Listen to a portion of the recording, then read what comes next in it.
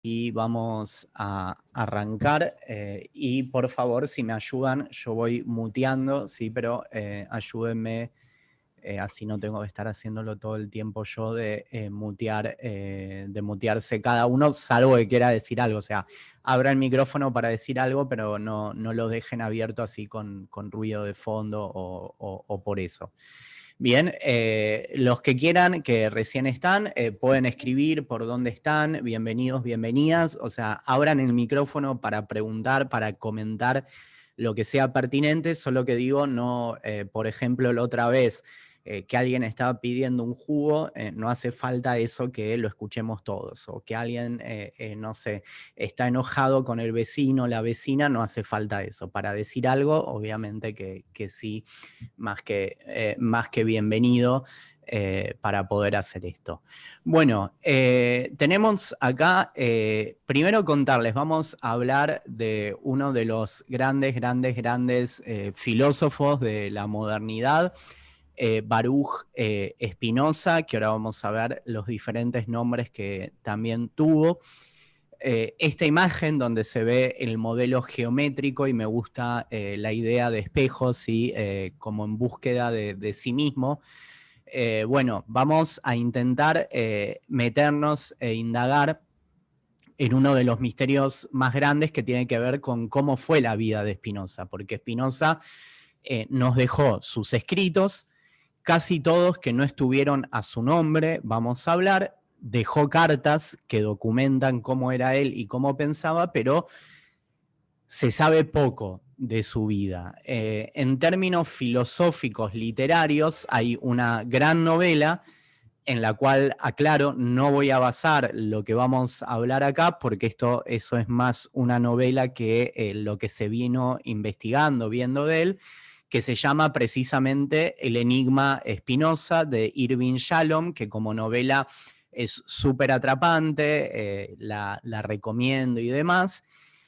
Como cuestión de rigurosidad histórica, me parece un poquito más difícil, porque me parece que está, bueno, es como cuando uno ve una película, la película puede estar re buena, pero no necesariamente representa lo que tuvo que ver con la vida, lo que pasó y demás. Entonces, como entretenida, interesante, me parece muy buena, pero creo que pone algunas cosas muy en una mirada muy de nuestros tiempos que no tanto tienen que ver, por lo menos con lo que se viene hablando más académicamente de Spinoza. Ahora bien, hay algo que sí es maravilloso de la novela y que creo que nos convoca a todos acá, a ustedes y a mí.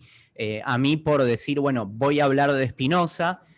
Yo les cuento para los que vienen a Ionash en una de las prédicas, ya no recuerdo si fue Rosh Hashanah o Yom Kippur, hablé en la sinagoga de Spinoza y me daba miedo de que alguien tome a mal, y ahora vamos a ver por qué el hablar de Spinoza.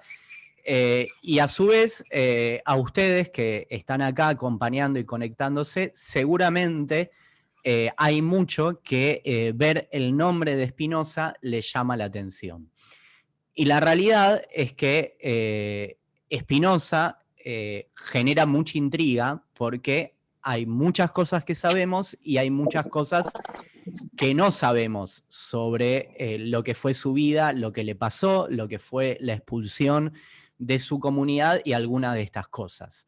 Desde ya que yo no voy a poder resolver ni nadie esos misterios, pero sí vamos a poder profundizar, ver un poquito alguna documentación, ver algunas hipótesis que se vienen hablando y entender algunos debates que existieron antes y que existen hoy en día de Spinoza. Pero claramente Baruch Spinoza, en todos los contextos, creo que es una figura por muchas cosas que si alguno quiere escribir en el chat, ¿sí? Qué le fascina o qué le llama la atención de Spinoza, lo pueden escribir y hacer. Por acá, sí, está. Y por acá se está conectando, ahora cuando pueda estar el sonido lo voy a nombrar porque va a estar también, vamos a hacer una entrevista el sábado a la noche. Pero el que quiere puede ir escribiendo en el chat qué es lo que ustedes, con lo mucho o poco o nada que saben, seguramente si están acá es porque algo sobre Spinoza les llamó la atención, les genera intriga, les genera curiosidad y creo que vale la pena. Por acá se acaba de conectar, que le damos también la bienvenida, Diego Uberman, que si Dios quiere, el sábado a la noche en el espacio que hacemos por streaming de Abdalá Unwind vamos a hablar de la masonería con él. Así que bueno, esto que tenemos. Bueno, para empezar, yo les decía todo esto de que Spinoza genera mucha intriga. Lo primero que vamos a decir, diferentes nombres que acompañaron en su vida a Spinoza. El primero, Baruch Spinoza, el nombre que recibió por parte de sus padres. El segundo nombre, Benedictus Spinoza. ¿Alguien sabe cómo es que vino este nombre? Benedictus Spinoza. En la traducción. En latín, sí, pero ¿por qué? ¿Por qué ese nombre? Porque este nombre él también lo tuvo. El primero lo eligieron sus padres. Benedictus, ¿quién lo eligió? Es un nombre cristiano. No es cristiano, es en latín. Tuvimos también un papa, Benedictus, que es Baruch en latín. Por acá voy leyendo, claro, comentarios de por qué les intriga Spinoza. Bueno, Benedictus, él se cambió su nombre de Baruch a Benedictus, no dejó de tener el nombre Baruch, pero de alguna manera también fue su manera de decir, bueno, lo vamos a ver, después de la expulsión de la comunidad, asumo este nuevo nombre en latín. Y Bento, ¿alguien tiene alguna idea de a qué le suena o qué está o por dónde va? Y mientras pueden ir escribiendo, ahí veo que Eugenia manda saludos, mientras pueden ir escribiendo, imagino que si están acá hay algo que les llama la atención de Spinoza que pueden escribirlo. Bendito. Sí, pero Bento, a ver, ¿alguien sabe en qué idioma es? Pueden intentar adivinar, no va a pasar nada si se equivocan.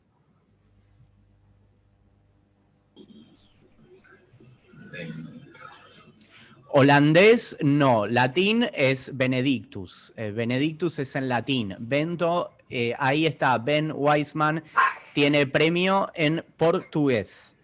Es en portugués y esto tiene mucho que ver. Ahora vamos a intentar recorrer algunos años importantes de la cronología de su vida y de su familia. Este nombre en portugués es porque precisamente la comunidad judía en Ámsterdam, en Holanda, era una comunidad judía de portugueses. Acá no hice los deberes, no tenían por qué saberlo, esto es para ver si está. Y esta comunidad, más que hablar la lengua que hablaban allá en Ámsterdam, seguían comunicándose, como en tantos otros lugares del mundo, en portugués. De hecho, sí, esto vieron como que son episodios separados, pero que de alguna manera podemos conectar. Estos episodios que parecieran ser separados, en donde podríamos conectarlo, tiene que ver que el segundo encuentro yo les decía que fue piratas y corsarios judíos. Bueno, una de las grandes historias de los piratas y corsarios judíos pasa con Samuel Palache, como decíamos que tenemos un Palachi acá, que fue el fundador y uno de los presidentes de la comunidad judía en Holanda, y que algunos de ellos se trasladaron a Recife, donde fue la primera sinagoga. Entonces vamos a ver que algunas cosas que veníamos diciendo van a pasar en tiempos parecidos, y algunas cosas que nos ayudaron a entender la situación de estos corsarios y piratas también nos van a ayudar a entender sobre todo el clima de época que pasaba en el momento donde vivía Spinoza. Entonces, Baruch, el nombre en hebreo que le puso su familia, Benedictus, el nombre que eligió él, y bento podemos decir como le llamaban coloquialmente sus amigos en la calle donde se movía antes de pasar a ser Benedictus, precisamente porque antes de ingresar y después de todo lo que cambió su vida, de irse del marco en el cual él nació y él vivía, bueno, precisamente lo llamaban como Bento. Es como si acá uno dice, bueno, el apodo porteñizado que uno puede tener, ¿sí? No sé, de cada uno de los nombres, ¿sí? Acá hay un Alberto que imagino que a veces le dirán Alberto Beto. Bueno, ese Beto, bueno, así con la comunidad portuguesa que estaba ahí. Bueno, esta imagen que tenemos de Spinoza se supone que es uno de los pocos retratos que quedaron o que le hicieron a Spinoza y que nos da una sensación de cómo era él. Cuando hablamos de todos los enigmas, como también hablamos, por ejemplo, de las leyendas del Golem o demás, obviamente, si alguien, ahora vivimos en tiempos donde todo queda hiper documentado en exceso, hay fotos de todas las cosas, de todo lo que vemos, de todo lo que está, y en cambio, en esa época había cuestiones, por así decir, de la vida privada o demás que no sabemos. La novela de Irving Yalom y algunas hipótesis, por ejemplo, imaginan que Spinoza se enamoró de una mujer, se iba a casar, no se casó. La realidad es que de eso sabemos pocos. Hay otros intelectuales, por ejemplo, digo, para ir antes de la época de internet, redes sociales, de Kafka, sabemos mucho de su vida privada porque él llevaba diarios y porque él se escribía, por ejemplo, con sus novias y amigos y demás. Entonces, es como si podemos acceder a lo que eran los mails y los chats que él tenía. No obstante, en el caso de Kafka, bueno, pasó que después de su muerte hubo amigos y demás que determinadas entradas en el diario las censuraron o las quisieron, bueno, poner de otra manera y demás. Pero en el caso de Spinoza, en cuanto a su vida personal, es menos de lo que se sabe y menos de lo que se sabe de él hasta que llegó el edicto de expulsión de la comunidad, que ahora lo vamos en breve a leer, lo cual todo esto va a aumentar el misterio. Porque uno dice, ¿cómo puede ser que alguien que no escribió nada, que se sabe tan poco, de repente pasa a recibir tantas acusaciones y qué hizo y qué pasó?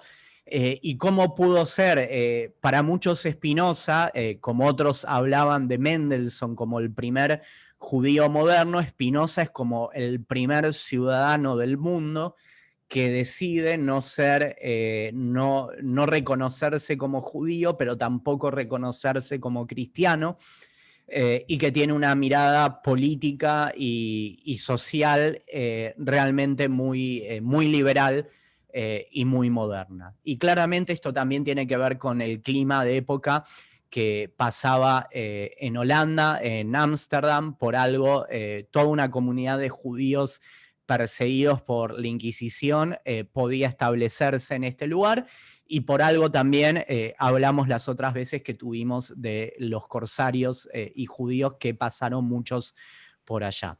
Bueno, los años en los que vivió, tuvo una vida muy joven, desde ya que el promedio no estaba avanzada la medicina, eso no hace falta, eso lo pueden saber ustedes mejor que yo.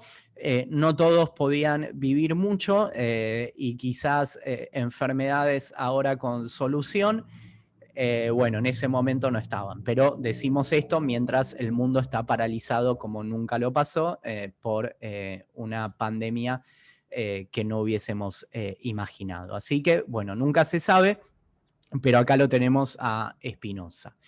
¿Qué es lo que quiero que veamos hoy como para hacer un poco de orden? Y probablemente vamos a ver un poquito de las primeras dos y un poquito de las tres cosas. El impacto creo que en el sionismo no creo que lleguemos hoy. Vamos a ver un poquito cómo fue la cronología, la vida de Spinoza. A ver, una de las cosas que a mí más me costó para preparar esto y ni que hablar cuando fue a hablar de Spinoza en 15 minutos, es seleccionar con tantas cosas que hay. Así que ustedes, si voy rápido o si hay cuestiones, me interrumpen, me preguntan. Y después, acuérdense, si yo me llego a olvidar, les voy a recomendar libros. Algunos están en digital y otros se pueden conseguir por acá. Entonces, vamos a ver un poco la vida de Spinoza. Vamos a detenernos en lo que fue el Jerem, que es el nombre en hebreo de la excomunión, la expulsión de la comunidad judía que tuvo Spinoza. Vamos a ver un poquito del impacto, si llegamos, que tuvo el pensamiento de Spinoza en Alemania y por qué, para aclarar por qué en Alemania, porque Alemania fue uno de los centros de nacimiento de la Ilustración, del Iluminismo, de grandes pensamientos filosóficos, entre ellos el de Mendelssohn o el de Kant. Y Spinoza estuvo ahí en los centros de la controversia después de vivo, y vamos a intentar ver algunas reflexiones. Yo acá tengo de un libro que se llama Betraying Spinoza, como Desarmando Spinoza, que después se los puedo pasar, alguna cronología que nos va a ayudar. Interesante, perdonen que está en inglés, pero ahora vamos a traducir, pero simplemente para contextualizar un poquito la época y poder meternos en quien vamos a estar viendo ahora. Entonces, ¿sí? A ver, datos importantes que tenemos acá. La historia de Spinoza se conecta con la historia de la expulsión de los judíos de España y de la Inquisición. ¿Qué pasó para no irnos tan atrás? 1492, además de los viajes de Colón, que eso nos acercaba con todas las historias de piratas, los judíos son expulsados de España. Muchos de ellos, el lugar más fácil al cual pueden irse es a Portugal. El problema es que en Portugal pasa a unirse con España y tampoco estaban libres, y España y Portugal se unen. Muchos, decirle a alguien portugués, a alguien judío portugués, era casi como decir que había sido criptojudío.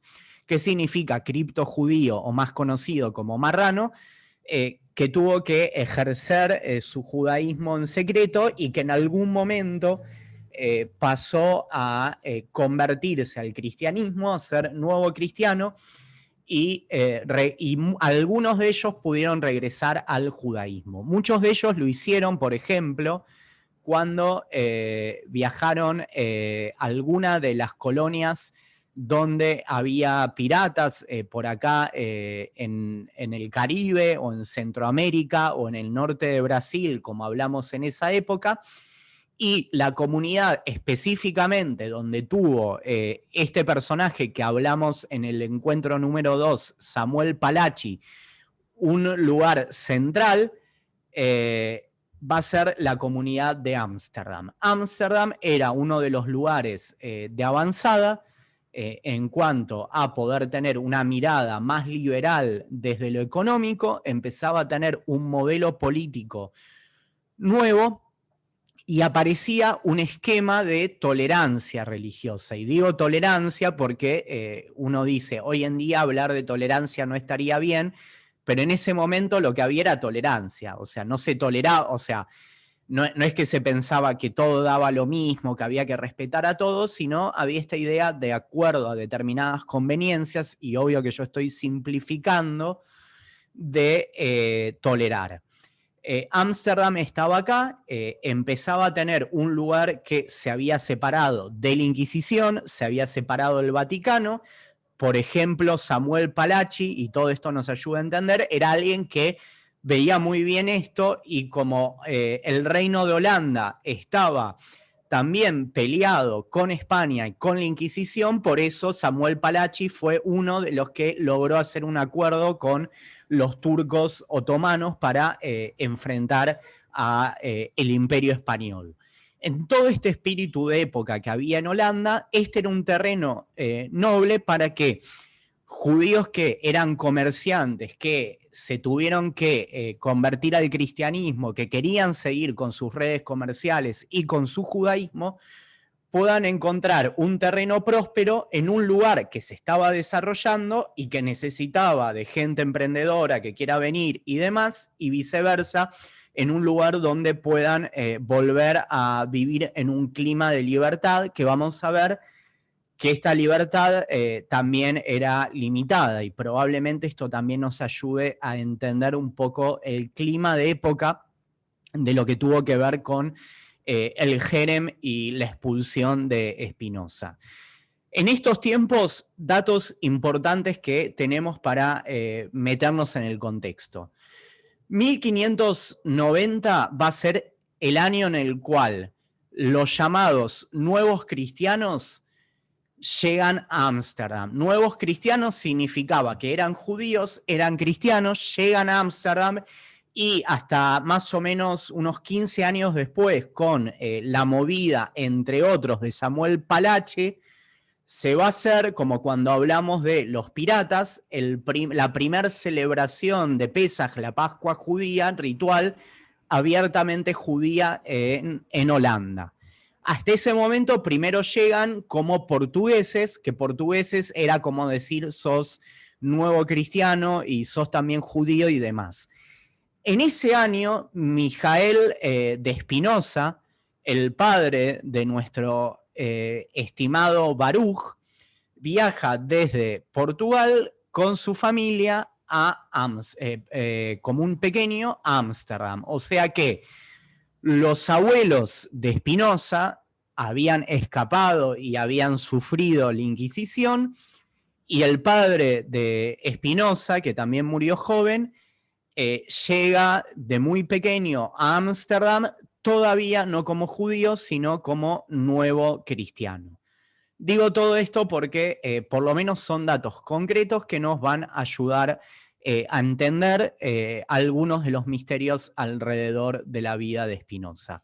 En este mismo clima de época, Descartes, que va a ser uno de los grandes filósofos que Spinoza admiraba, van a ser en 1614, yo les decía, por primera vez la comunidad judía puede tener un cementerio fuera de la ciudad de Ámsterdam. Se crean dos congregaciones. Yo les cuento hace varios años, no sé si fue 8 o 10 o demás, que pude conocer Ámsterdam, la sinagoga de Ámsterdam, que fue reformada. Yo estaba ahí ilusionado de decir, uy, estoy en la sinagoga que estuvo Spinoza, y me sentía emocionado y demás. Bueno, esta sinagoga fue reformada, pero ahí está la sinagoga portuguesa de Ámsterdam, donde seguramente Baruch Spinoza tuvo su bar mitzvah, estudió, se formó y demás. Mauricio me dice, Baruch Spinoza nunca manifestó que dejó de ser judío a pesar de ser excluido. Está perfecto lo que decís, Mauricio, espérame que ya vamos a llegar a esta parte con la expulsión. Él no fue especialmente, aclaro, perseguido por la Inquisición judía, sí. Pensé que ibas a decir la Inquisición cristiana. Ahora, después, si querés, cuando llegues a eso, abrís el micrófono y me comentás esto y vemos un poquito lo que pasa. ¿Qué pasa con la comunidad judía de Ámsterdam? Y uno de los libros que salió en Estados Unidos de una autora, Rebecca Goldstein, que esto que sería en castellano como Desarmar Spinoza, y de donde saqué esta cronología. Bueno, la comunidad judía de Ámsterdam es garantizada derechos después de venir de generaciones de perseguidos. O sea, pensemos que la mayoría de los judíos portugueses eran de descendencia portuguesa, y si vamos más atrás, esos portugueses eran de algún lugar de España. Con lo cual había una carga muy grande de persecución. Y una de las condiciones que se da en 1614, 1615 para reconocer a la comunidad judía por parte de las autoridades holandesas era que los judíos, de alguna manera, había una creencia que la vamos a ver y que tiene también mucho que ver con lo que parece ser tan peligroso del pensamiento de Spinoza, se mantengan como alineados y alienados con su propia comunidad y no cuestionen un poquito todas las cosas y demás. Con lo cual es como que imagínense una comunidad golpeada, y esto no es para justificar, perseguida, que le dan los derechos con condiciones y demás. Había muchos miedos ahí cargados. En 1616 aparece una figura, por lo menos que a mí siempre me intrigó, primero porque es uno de los pocos Urieles que aparecen en general en algún lugar reconocido en la historia, y lamentablemente tiene una vida bastante trágica. Aparece Uriel da Costa. Uriel da Costa venía de una familia de conversos cristianos, y Uriel da Costa, por sus propios medios, decide regresar al judaísmo. La historia de Uriel da Costa, que en 1616 escribe uno de sus textos, las 11 tesis, va a ser de un judío que primero va a querer volverse, estudiar y aprender mucho del cristianismo. Indagando en el cristianismo, no cree en lo que le dice la iglesia y va entusiasmado a la comunidad judía de Ámsterdam, buscando conectarse con el espíritu bíblico que había en el judaísmo, y se encuentra con que el judaísmo no tenía que ver con, no sé, el judaísmo de la época romana o el judaísmo del templo en Jerusalén, del Beit HaMikdash, sino que era un judaísmo que tenía que ver con rezos, con autoridades rabínicas, con el Talmud, que no conocía nada, y todo eso le genera una gran decepción.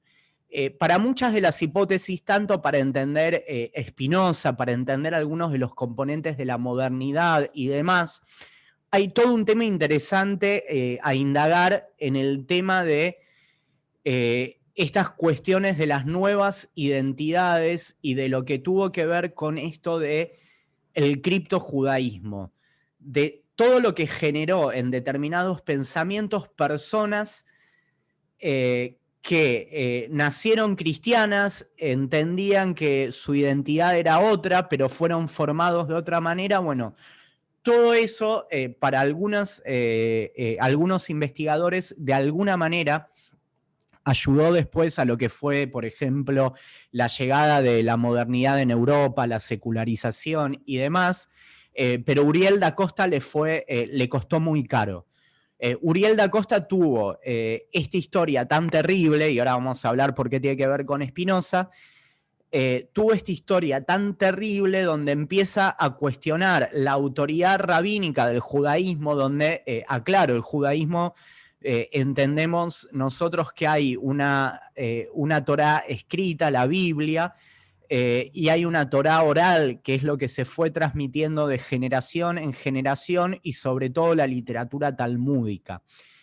Para alguien que había tenido su pensamiento religioso basado en el cristianismo, por un lado rechazaba a la iglesia, pero por otro lado este judaísmo le era muy ajeno. Y después de muchas persecuciones va y quiere vivir libremente su judaísmo y siente que no tiene libertad. Antes de Spinoza, en 1624, ya Uriel da Costa recibe un jerem de la comunidad judía por su pensamiento. Es decir, la comunidad judía de Holanda no se la agarraba solo con Spinoza, sino con otros pensadores que empezaban a ser de alguna manera cuestionadores. Y si bien nosotros decimos muchas veces que el judaísmo tiene casi un espíritu crítico innato, eso es cierto con salvedades, no en todo lugar, no en todo tiempo, no en cualquier contexto, y en el contexto específicamente de Ámsterdam, la comunidad judía tenía que ganarse el favor también de las autoridades. Y por ejemplo, cuando se empezaban a cuestionar, como vamos a ver en Spinoza, determinados pensamientos, eso ponía en riesgo no solo a la comunidad judía, sino por sobre todo la idea de lo que se concebía como un pensamiento, no sé, que podía ser contribuir al orden social para el resto de la sociedad cristiana. Con lo cual el contexto era complejo y también muchas de las autoridades rabínicas que estaban en la comunidad judía de Ámsterdam venían también de generaciones de haberse formado en otro tipo de pensamiento. En 1624, Uriel da Costa va a ser expulsado. En 1632 van a ser Spinoza, como también John Locke. En el mismo año, para ver alguna cosa interesante, digo, para ver contexto de época, la Inquisición persigue y denuncia a Galileo Galilei. O sea, estábamos en tiempos de cambio, de nuevos pensamientos, y como siempre cuando hay cosas así revolucionarias, hay una gran resistencia. Hay otros historiadores describen, hay como una gran ansiedad de los que no saben qué hacer con estos cambios. Spinoza nace mientras Uriel da Costa estaba siendo un año después vuelto a aceptar en la comunidad, teniendo que pedir perdón, la comunidad con sus propias internas. Y también en 1640, donde Spinoza tenía solo 8 años, va a ser readmitido después de haber sido nuevamente expulsado. Fue tan humillado Uriel da Costa que va a terminar realizando el suicidio. Con lo cual, este era el clima de época y esto era lo que Spinoza podía ver y vivir y conocer.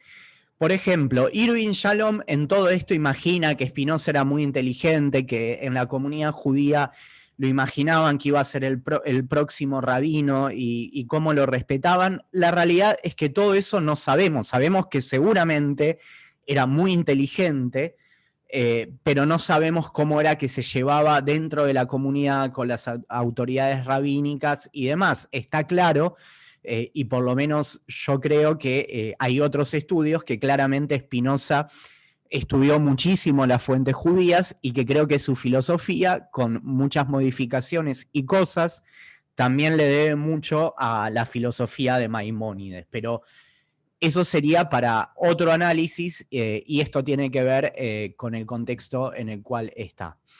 Entonces, 1655, Spinoza va a ser acusado, ahora vamos a ir al tema del Jerem. En 1660, ya la municipalidad de Ámsterdam, o como le podemos decir ahora, piden, denuncian a Spinoza como que podía ser peligroso para todos. Spinoza, mientras lee pensamiento de época, como fue el texto del Leviatán, de Hobbes, tenemos, y bueno, Spinoza va a dejar Ámsterdam para irse a Ringsburg, otra ciudad que queda un poco en las afueras de Ámsterdam. En el mismo contexto de época, 1665, muchos judíos de Europa y sobre todo de Ámsterdam, para ver toda la ansiedad con los cambios que había en la época, declaraban a Sabbatai Tzvi como el Mashiach, el Mesías, vendían sus propiedades, querían irse a lo que era el Imperio Otomano, donde estaba Israel. En ese momento sufren la decepción de Sabbatai Tzvi, aparece Newton, Sabbatai Tzvi se termina convirtiendo al Islam, o sea que estábamos en tiempos claramente de muchos cambios. En 1670 escribe el Tratado Teológico Político, que va a ser una de las obras más importantes. En 1677 muere. En el medio de antes, grandes personas de la época como Leibniz quieren encontrarse con Spinoza, que vamos a hablar. Le ofrecen enseñar en Alemania, que él rechaza, y va a volverse una figura muy interesante y muy controversial. Esto es lo que tenemos un poco perdón si les dije mucho, para ponernos en clima de época y demás. Vamos a ver uno de los temas más intrigantes que va a ser el anatema de expulsión, el jerem, el texto que acá está traducido, original, que se va a declarar sobre Spinoza. Voluntarios, voluntarias para leer este texto que tenemos acá. A ver, ¿quién quiere leer en voz alta? Somos muchos, así que alguno.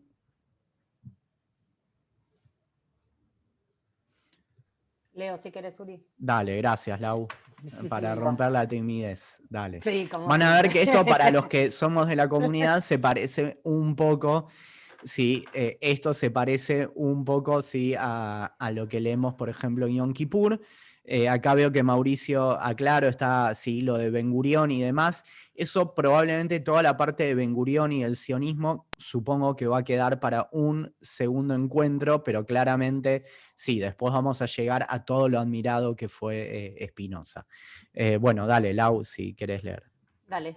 Los señores del comité directivo hacen saber a sus señorías, como hace días, teniendo noticia de las malas opiniones y obras de Baruch Spinoza, procuraron por distintas vías y promesas apartarlo de sus malos caminos, y que, no pudiendo remediarlo, antes al contrario, teniendo cada día mayores noticias de las horrendas herejías que practicaba y enseñaba y de las enormes obras que obraba, teniendo de ello muchos testimonios fidedignos, que presentaron y testificaron todo en presencia del susodicho Spinoza, y quedando convencido que examinado todo ello en presencia de los señores rabinos, decidieron, con su acuerdo, que dicho Spinoza sea excomulgado y apartado de la nación de Israel, como por el presente lo ponen en excomunión con la excomunión siguiente, con la sentencia de los ángeles y con el dicho de los santos, con el consentimiento del Dios bendito y con el consentimiento de toda esta comunidad santa. No me muevas la pantalla, gracias. Y en presencia de estos santos libros, con los 613 preceptos que en ellos están escritos, nosotros excomulgamos, apartamos y execramos a Baruch de Spinoza. ¿Me corres, Urito, por el chat? Ok, está en Eso cada está vos pantalla en distinto. tu... Sí, ahí, ahí. Ahí está, muchas gracias. Apartamos y execramos a Baruch de Spinoza en la excomunión con que excomulgó a Yoshua y a Jericó, con la maldición con que maldijo a Eliyahu, a los jóvenes y con todas las maldiciones que están escritas en la ley. Maldito sea de día y maldito sea de noche. Maldito sea al acostarse y maldito sea al levantarse. Maldito sea al entrar y al salir. No quiera el Altísimo perdonarle, hasta que su furor y su celo abracen a este hombre, lance sobre él todas las maldiciones escritas en el libro de esta ley, borre su nombre debajo de los cielos y sepárelo, para su desgracia, de todas las tribus de Israel, con todas las maldiciones del firmamento escritos en el libro de la ley. Gracias. Wow. Ahora vamos a leer, falta una parte, ¿sí? Lo primero que aclaro, sí, acá Teresa dice la introducción es la misma que el Kol Nidre, que eso sería por eso le digo que se parece para otra charla, pero con todo esto de los anatemas. Lo primero, podemos sentirnos aliviados, además de lo que contaban de Ben Gurión y demás, es que ¿sí? Nadie borró su nombre hasta el punto de que pasados los años y los años y los años, seguimos acá hablando y estudiando acerca de Baruch de Spinoza. Así que mientras alguien más quiere maldecir, a veces lo que viene es bendecir a alguien que su nombre era Baruch o Benedictus, bendito. Spinoza, sí, si alguno se pregunta que aparece escrito así, entiendo que era como la comunidad portuguesa tenía se refería a él, ¿sí? De una manera distinta a cómo lo escribimos ahora nosotros, sin la E. Así a tener acá. Vamos a leer una partecita más y ahora hablamos. Acá, ahora después les voy a mostrar este cuadro que se hizo, que es muy lindo. Espérenme que me falta una cosita. Acá está. Esto les quería mostrar acá. A ver, ¿alguien más que quiera leer? Esto es más cortito que lo que leyó recién Lau. Yo leo. Dale, gracias. El anatema de Jerem 1656. El rechazo por parte de Spinoza a mantener las formas exteriores motivó la decisión de expulsarlo de la comunidad en la que había nacido.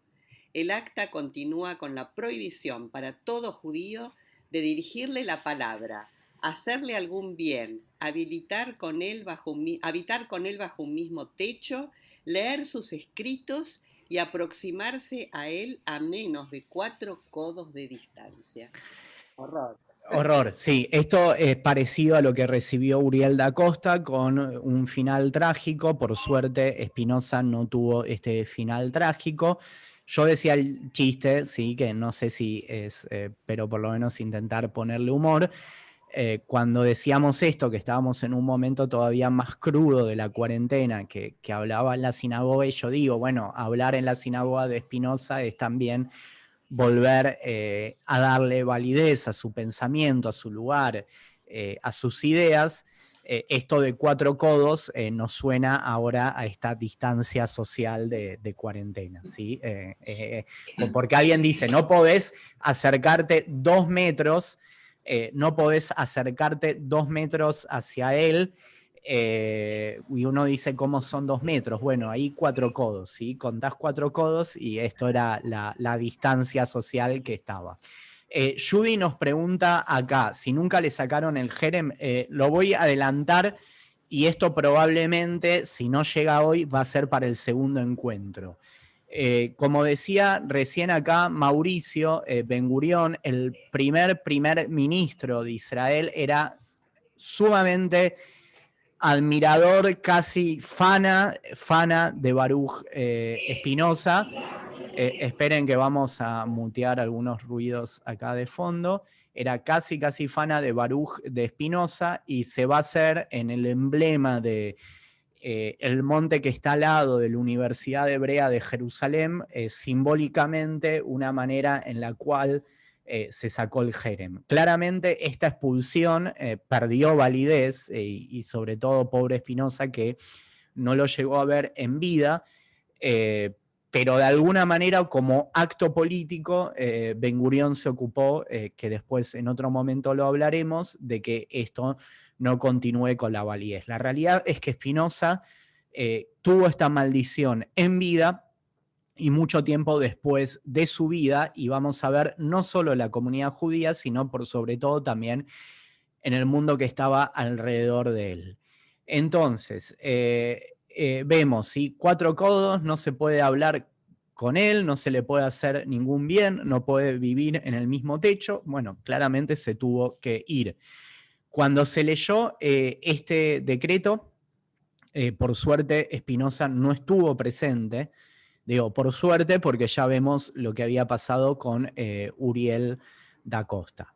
La gran pregunta que tenemos acá, a ver, voy a leer lo que escribió acá Mauricio porque me parece muy pertinente. Él escribió en nuestro chat: se me eriza la piel cada vez que leo el Jerem, es siniestro. ¿Cuáles eran las horrendas herejías? Nunca lo explicaron. Y esta es la pregunta clave que yo les decía cuando estábamos introduciendo y cuando estábamos empezando un poquito, ¿no? Este encuentro. Creo que algo de lo fascinante de Spinoza es no saber, porque hasta el momento que tuvo el Jerem, prácticamente se conocía muy poco de Spinoza, digo, más allá de los que estaban ahí. Spinoza no escribió nada, ni en seudónimo, ni con su nombre. No hay documentación de algo terrible que él podía haber hecho, lo cual genera este gran misterio.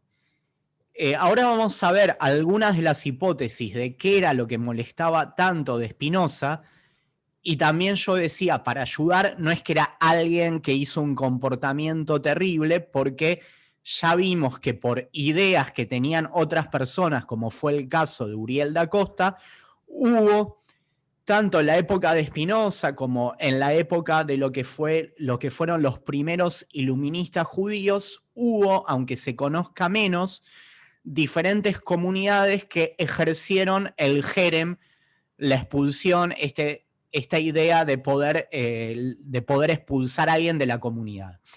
Aclaro otra cosa.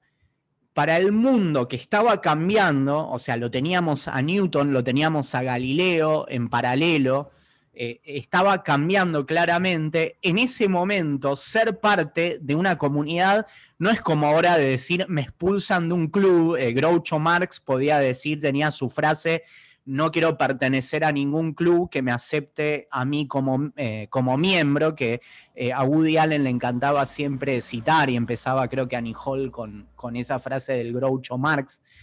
Yo digo, Woody decía que era marxista de tendencia Groucho. Solo para entendidos ahí, no era que te expulsen de un club. Ser expulsado de la comunidad, y por eso se habla de los primeros modernos, era como caer en un limbo que no existía, ¿sí? El limbo como esta metáfora cristiana del lugar entre el cielo y todavía no haber llegado ahí, estar ahí en el medio, bueno, no existía. O eras cristiano, o podías ser protestante, o podías ser católico, o eras judío, o eras musulmán, no existía. No sé qué creo, o está. Entonces, la expulsión era muy terrible, porque tenía que ver con el lugar donde manejabas y marcabas toda tu vida. Tan terrible que Uriel da Costa fue humillado. O sea, imagínense, como ya conocemos la humillación que hacía la Inquisición, salvando las distancias, acá no había el tipo de violencia física, pero en el plano psicológico era una violencia muy fuerte. Teresa, sí, dale. Dale con Tere, después voy yo. No, a ver, ¿querés comentar vos lo que escribiste de acá, Tere, que está muy bien? Bueno, te leo yo y cualquier cosa. Dale, Tere. ¿Sí? Hola. Puse que me imagino que en semejante nos presentaste, decía al principio, el terror y pánico que tendría la comunidad judía de que el judaísmo se desmorone del todo. Hay que entenderlo en época y contexto. Bueno, está muy bien, no digo para justificar, era el temor de que se desmorone. Había algo claramente, además de, probablemente hubo en Ámsterdam y en otros lugares autoridades rabínicas que ejercían el poder, no de la manera que probablemente, por lo menos a muchos de los que estamos acá, nos represente. Pero hay algo cierto que yo decía con todo el contexto y con todos los detalles cronológicos que fuimos viendo, que es que la situación de la comunidad judía era peligrosa.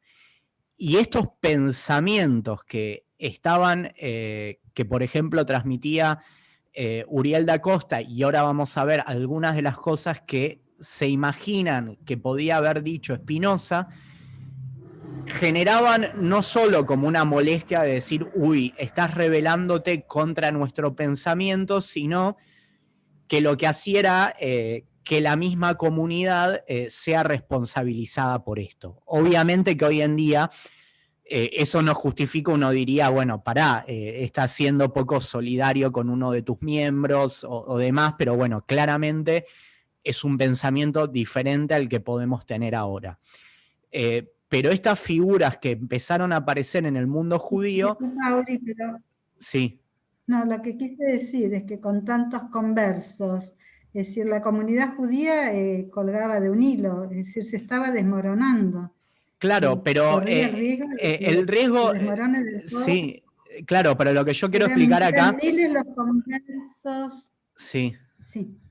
No, hay una cosa que es lo de los conversos, pero es cierto que en otros lugares podían vivir bien como judíos. El tema, que lo que digo es no solo esto pasaba por un miedo, digamos, como uno diría, de que desaparezca la comunidad judía o la amenaza, sino que este tipo de pensamiento es como decir, salvando las distancias, y perdón si no es el ejemplo más apropiado, es como que alguien...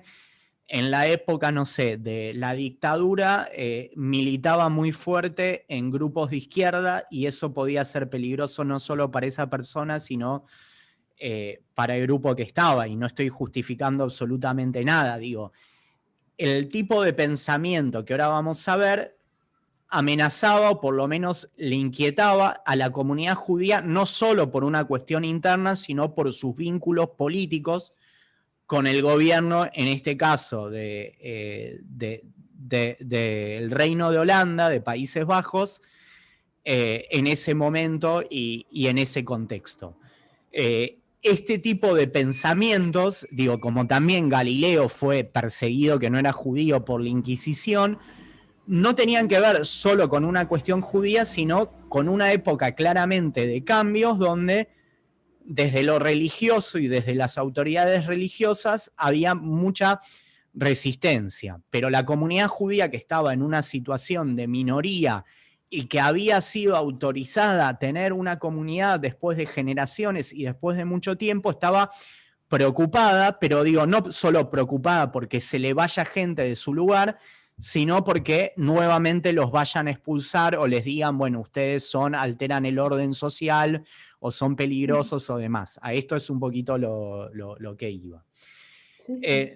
Entonces, bueno, este es el anatema que tiene Spinoza. Spinoza no está en la sinagoga cuando se da y cuando lo recibe. Este fue un cuadro que se hizo en el siglo pasado, que me gustó mucho. Después, si quieren, les doy la información exacta de quién fue el pintor, donde sí está como...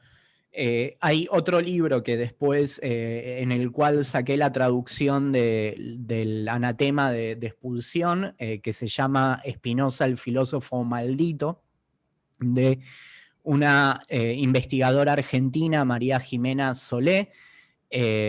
Bueno, me parece este cuadro representa mucho esta idea del filósofo maldito, caminando solo, leyendo solo, y todos mirándolo con sospecha.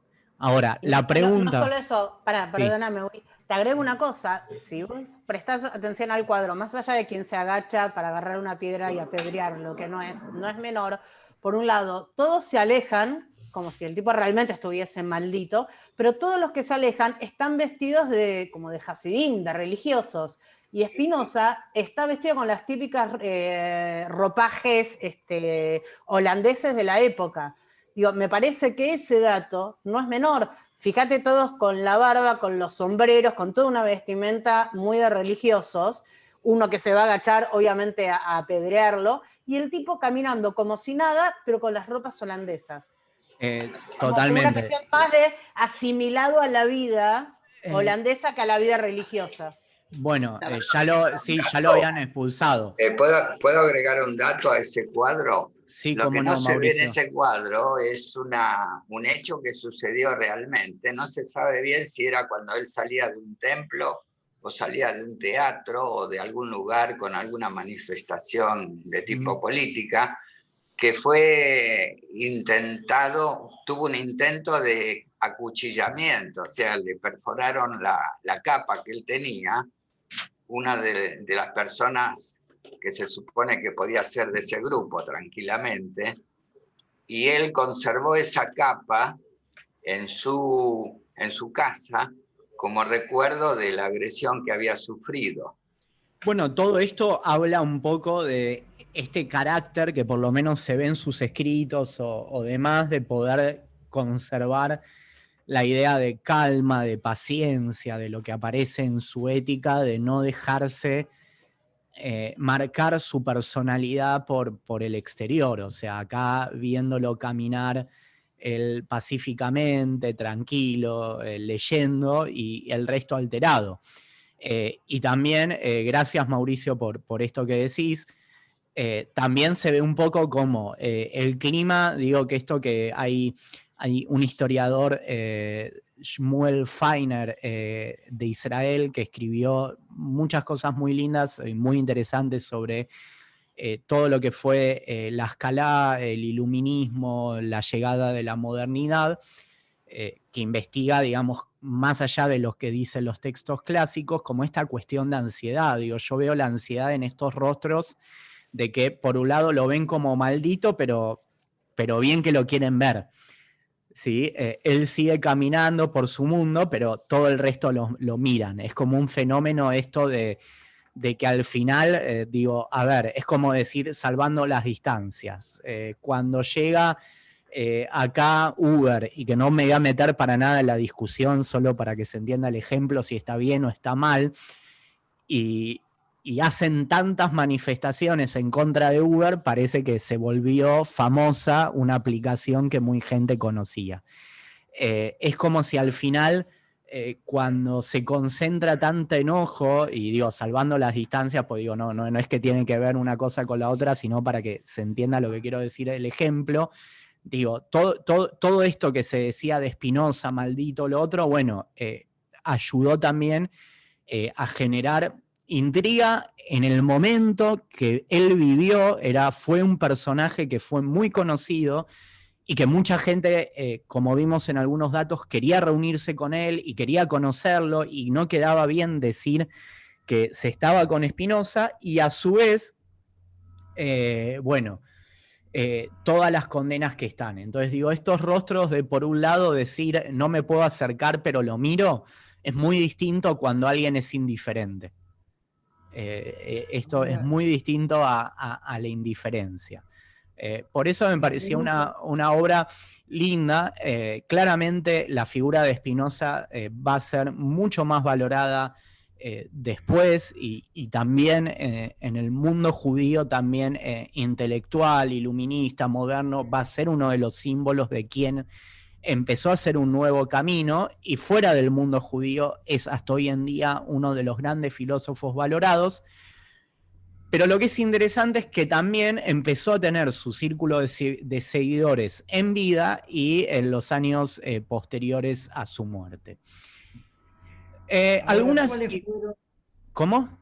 ¿Cuáles fueron las herejías? Porque hasta ahora... Bueno, bien, ahí está lo que quería, esto que quería hablar y que está. A ver, la mayor... gracias, David con W. A ver, las mayores hipótesis de las herejías que tenían que ver con el pensamiento de Spinoza es que de forma oral él quitaba la autoridad sagrada a los textos religiosos y empezó a plantear algunas de sus ideas que fueron después tan cuestionadas en lo que fue el famoso Tractatus, el Tratado Teológico Político, donde, entre otras cosas, es uno de los primeros que dice, bueno, la Biblia es un texto importante, que hay que leerlo como un libro escrito no por Dios, sino por personas con política, con intrigas y con diferentes cuestiones. Probablemente, digo, si vamos al caso de Uriel da Costa, no es que el tipo hacía, no sé, brujería, había algo tan terrible, sino que lo terrible tenía que ver con sus ideas, y probablemente ya él circulaba por un grupo donde tuvo su maestro de latín y de filosofía, y él era un apasionado por la matemática, donde este tipo de pensamientos, digo, por ejemplo, de cuestionar la autoridad de las escrituras o tener una idea diferente de Dios, como después él va a plantear, no era algo que alteraba especialmente a la comunidad judía, sino que también especialmente para los teólogos cristianos va a ser algo sumamente peligroso.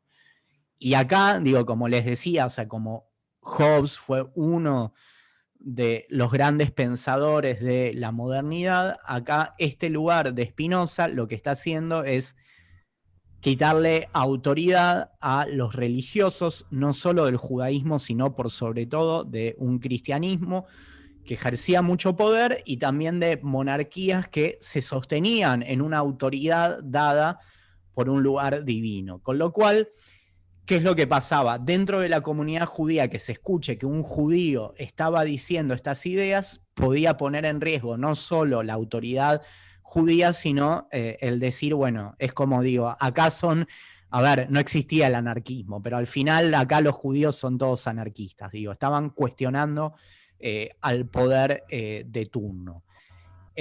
Acá dice Fanny, Spinoza fue un adelantado no solo en religioso, su pensamiento político es completamente actual y sería bueno que los políticos lo estudien y lo profundicen.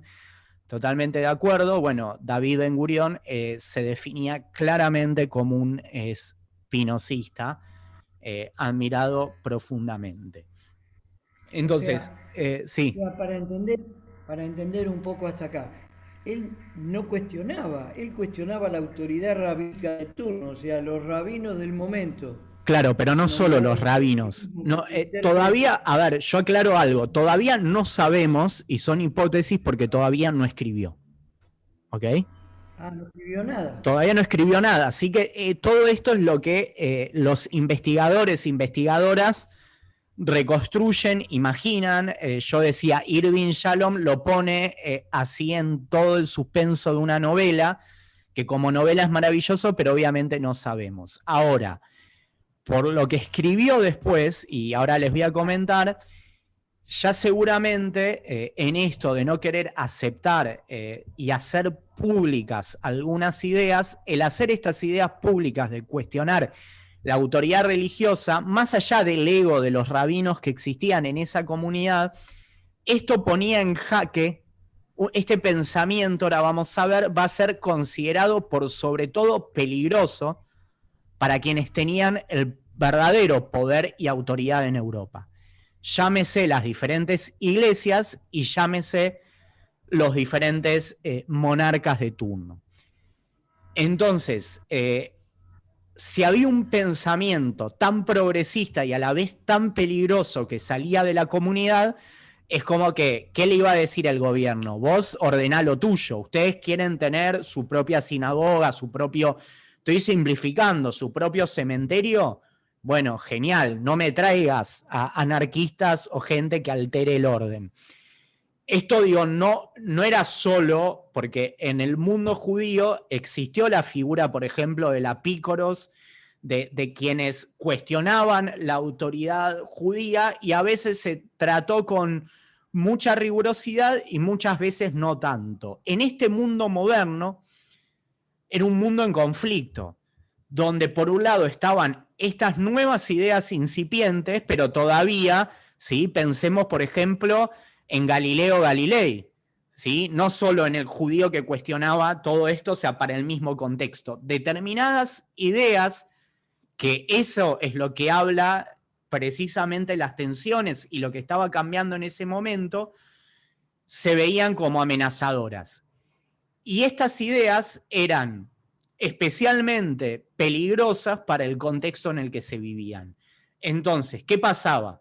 Si la comunidad no hacía nada, en este caso digo, la comunidad judía con uno de los suyos que decía estas cosas, los que quedaban como cómplices de estas ideas era la propia comunidad. Digo esto como algunas de las hipótesis que se hablan para entender una comunidad judía que recién recibe el privilegio, sí, un segundo y ya voy, ¿sí? Termino de decir esta frase, que recibe el privilegio de poder estar, digo privilegio porque para ellos era una concesión, en cualquier momento se los podían quitar, se los podían sacar y demás, que de repente aparezcan algunos de los suyos diciendo este tipo de cosas, los dejaba mal parados a todos. ¿Ok? Sí. Ari, querías decir algo, sí. Sí, yo lo que quería decirte que vayamos al texto de Keren para ver lo retrógrada y lo asimilado que estaba la cultura cristiana. Ahí habla de los ángeles. Nunca los yehudín hablaban de los ángeles, jamás invocaban a los ángeles como fuente de sabiduría ni de trascendencia religiosa. Era una comunidad muy especial, la comunidad judía de Ámsterdam.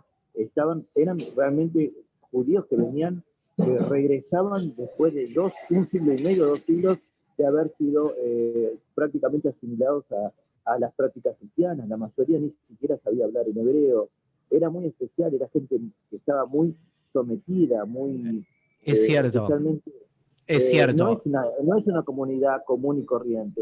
A ver, uno de los rabinos que estaba en la comunidad de Ámsterdam, lo de los ángeles es toda otra discusión, pero sí hay ángeles en la literatura judía, rabínica y demás.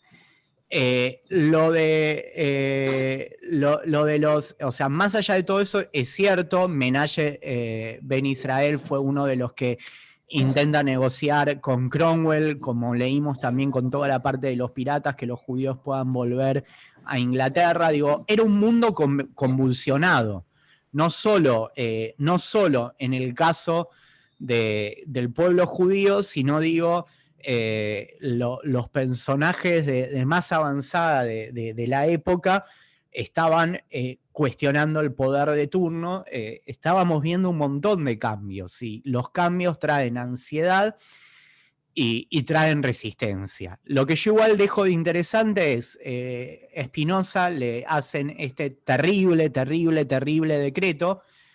La realidad es que no publicó nada, la realidad es que no sabemos esto, y yo creo, como podría decir Borges, que bueno, los misterios también es como la puerta que por suerte, el no saber todo de Spinoza nos da ganas de querer estudiar más y querer aprender más de Spinoza. Por eso a mí la novela como que intenta contarte todo, es como que está bueno, pero te saca un poco de la magia de lo que no sabemos, porque después es como, no sé, cuando alguien vio, no sé, la película sobre Moisés y se piensa que así fue exactamente Moisés. No tenemos que pensar que eso exactamente fue así. Miri, ¿querías decir algo? Y no sé si Mauricio también, dale. Sí, yo quisiera después. Dale, Miri. Gracias. Exactamente siguiendo la línea de lo que está marcando de forma muy interesante Ariel siempre es un gran observador. A mí lo que me llamó la atención de este texto del Jerem es que menciona también a los santos. Entonces digo, ¿cómo los santos? Nosotros no tenemos santos, pero es esa línea de influencia católica cristiana que todavía tenía la comunidad, que seguramente no estaría totalmente definida. También hay algunas cosas que pensamos, Miri, que están muy separadas y que no tanto. Hay lenguaje que está ahí o demás, pero sí claramente la influencia del contexto, del entorno, obviamente era importante, pero por sobre todo, como que uno de los requisitos, creo que esto no lo dije, vuelvo, para la comunidad judía que se establezca, es como que había un pensamiento, que ahora si llegamos, espero hablar un poquito de lo que fue el pensamiento de Spinoza, es como si vos sos una persona religiosa, por lo menos, que era, en el mundo de la Inquisición, si eras judío te tenías que ir, y si eras cristiano pero judaizabas podías tener lo era, o sea, tolerancia no había. En un mundo tolerante, no digo inclusivo como se diría ahora, podías estar entre comillas en una religión equivocada, pero si creías en Dios y aceptabas las autoridades religiosas ibas a ser una buena persona. Ahora, si cuestionabas las autoridades religiosas y a los teólogos, eso se volvía un problema para el orden público. Mauricio, querías decir algo y voy a intentar avanzar un poquito. Sí, yo quería decir que yo formo parte de un grupo de estudios sobre la vida y obra de Spinoza hace varias semanas, que nos reunimos los miércoles a las 11 de la mañana para analizar los textos de Spinoza. En este momento, en estas últimas semanas, estamos analizando algunos capítulos del Tratado Teológico Político, ¿sí? Ahora bien, dentro de estos textos, en especial el capítulo 7, 8 y 9 del Tratado Teológico Político, es una muestra de un análisis científico que Spinoza hace de la interpretación bíblica. Es una interpretación, pero a mí me deja, cada vez que la consulto, me deja anonadado por la calidad y por la verdad, porque Spinoza era un amante de la verdad, de los textos, y cómo él llega de alguna manera a esas verdades que figuran en el Antiguo y Nuevo Testamento. Yo, por ejemplo, en mi juventud, cuando era alumno del Tijón Bialik, estudiábamos la Biblia, la Mishnah, la Gemara, en hebreo, y teníamos excelentísimos profesores. Me acuerdo del Moré Greenboim, estaba el Moré Karp, que eran excelentes profesores de Biblia, de hebreo en general, pero nunca nos enseñaron la versión de Spinoza, que era una versión sumamente racional.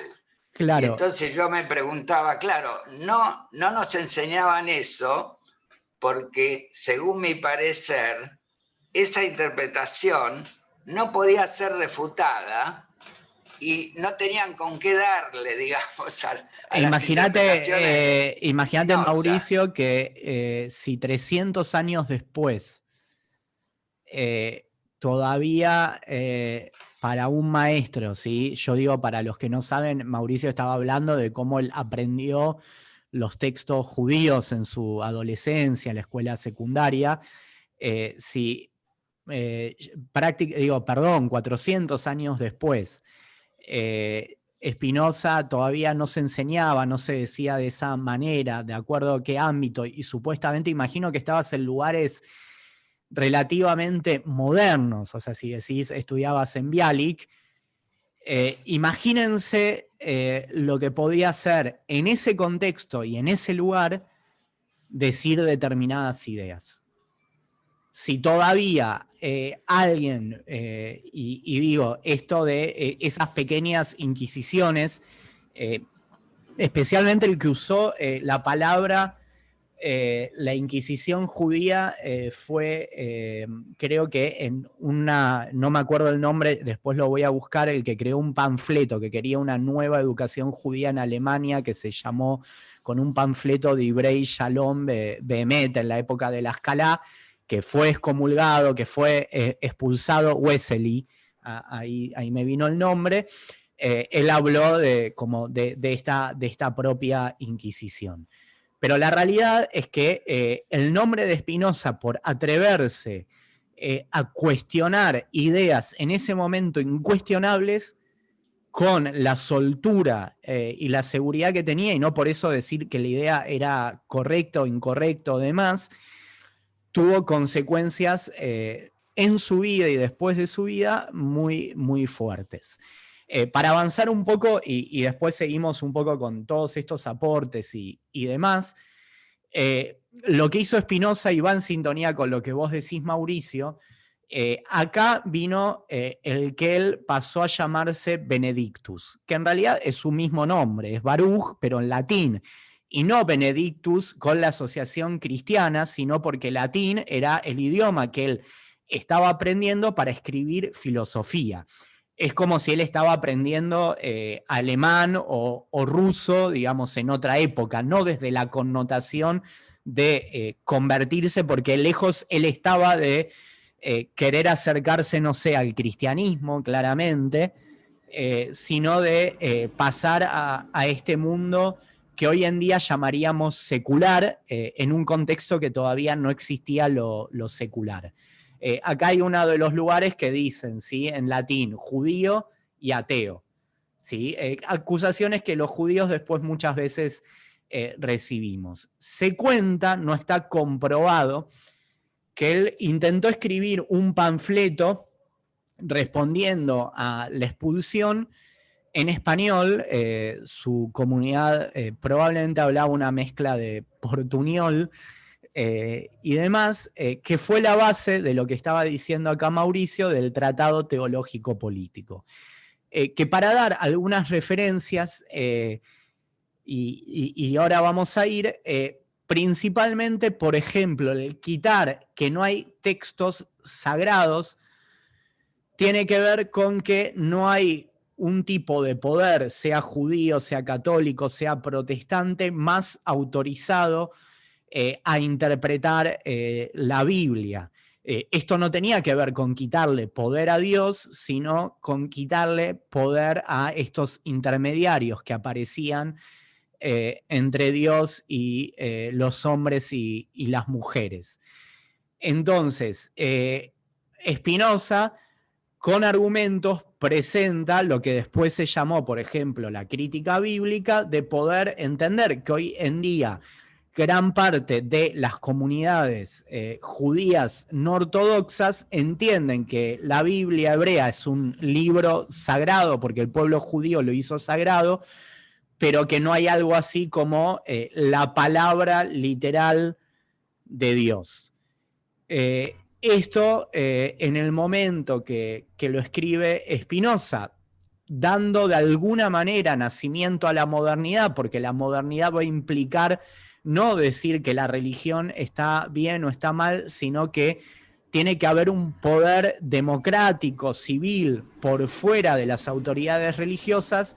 En el plano político va a ser algo hiper novedoso, y por eso digo, no era tan peligroso para el mundo judío, sino que por sobre todo para los poderes que estaban en la época. Acá les escribí, hay un montón de cosas, sí, para decir.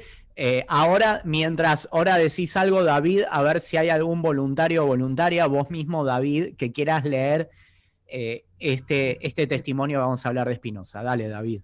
Me quedé colgado porque sí. ¿No será que Spinoza también escribió antes del Jerem, y cuando vino el Jerem o lo expulsaron, ¿no será que también se encargaron de, digamos, quemar todo lo que escribió? Porque yo no puedo concebir que él lo único que hacía era hablar en grupo. Tenía 23 años, sí, tenía 23 años Spinoza. Es posible lo que vos decís, David, que escribió algo, por lo menos la mayoría de los historiadores, testimonios o demás, no hay algo que se cite que él escribió previo, pero sí en el tipo de grupo que él estaba, donde ya había antecedentes, este tipo de ideas estaba. O sea, ya Uriel da Costa, por ejemplo, cuestionaba este tipo de autoridad rabínica y demás. Pero no lo sabe. Tendría seguidores. Tendría sí. Claro, pero por lo menos por todos los testimonios que se sabe, no. De hecho, una de las cosas que está, no es que en el edicto de expulsión se cita algún texto, se dice, se consultó a personas que lo conocieron y básicamente se le dio la oportunidad de retractarse de sus ideas y él no quiso cambiar. Pero no se cita a ningún texto, pero puede ser, la verdad es que no lo sabemos. ¿Puedo decir algo? Sí, dale. Mirá, en todos los escritos de Spinoza no figura que Spinoza haya sido ateo, todo lo contrario. Desde que él empieza la redacción del libro de ética haciendo una definición extraordinaria de la figura de Dios. Bueno, ahora voy a ir a una carta, Mauricio, donde él responde esa idea de ateo. Ahora sí, llegamos, sí, es cierto. Pero posteriormente, permíteme, también cuando fue rescatado por los filósofos y por los intelectuales alemanes en el siglo XIX, que fueron los que rescataron la figura de Spinoza, que después trascendió en toda Europa, porque la rescataron Goethe y filósofos alemanes e ingleses muy importantes. Inclusive creo que Goethe decía que Spinoza era un hombre que estaba ebrio de Dios. Sí, mira, acá tengo un libro para mostrarles que sí, donde están los textos de Goethe, sí, la polémica del espinosismo en alemán. Bien. Entonces es obvio que todo el tiempo Spinoza estaba definiendo, hablando. ¿De dónde sacan que Spinoza era ateo? Otra cosa es decir que no creía en el Dios antropomórfico de los judeocristianos, que es otra cosa. Pero sí había una creencia en Dios. Había una creencia en Dios, pero Dios significaba algo distinto a lo que decían otros. Ya vamos a ver, también se podía relacionar con la Kabbalah, pero muchos espinosistas decían, bueno, esto no tiene que ver, era como una manera despectiva de ver esto. Quiero leer un testimonio sobre la vida de Spinoza, sí, sobre este tema de la acusación de ateo. Viene justo con lo que vos decís, Mauricio. ¿Querés leer acá, Mauricio, ahí que abriste el micrófono? El 10 de septiembre. El 10 de septiembre de 1661, instalado en la ciudad de Leiden, Borch, bueno, Sí. o no sé, o Borsch con crema, sí.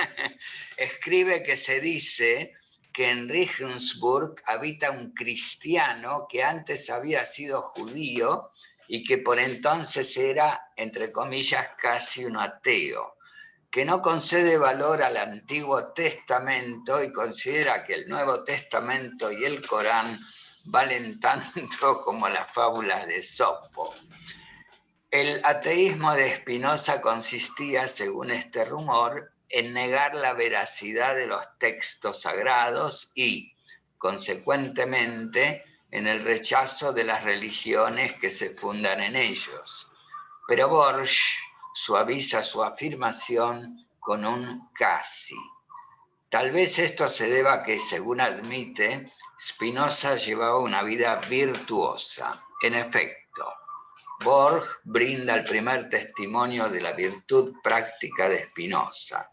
Declara que a pesar de no pertenecer a ninguna religión, se dice que Spinoza se comporta bien y vive sin hacerle el mal a nadie, ocupado en la construcción de telescopios y microscopios.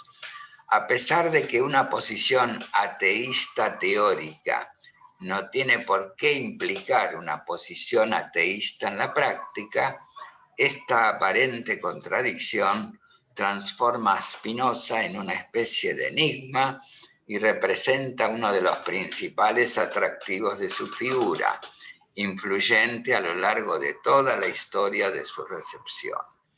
Gracias, Mauricio. Acá este fragmento de este libro, sí, estamos buscando uno de los primeros testimonios donde dicen, Spinoza sí fue judío, era cristiano porque no había manera de decir, no era ni judío ni cristiano, y era casi un ateo, como dice Mauricio, no porque no creía en Dios, sino porque primero había cuestionado el lugar sagrado del Antiguo Testamento, pero tampoco decía me pasé al Nuevo Testamento o me pasé al Islam.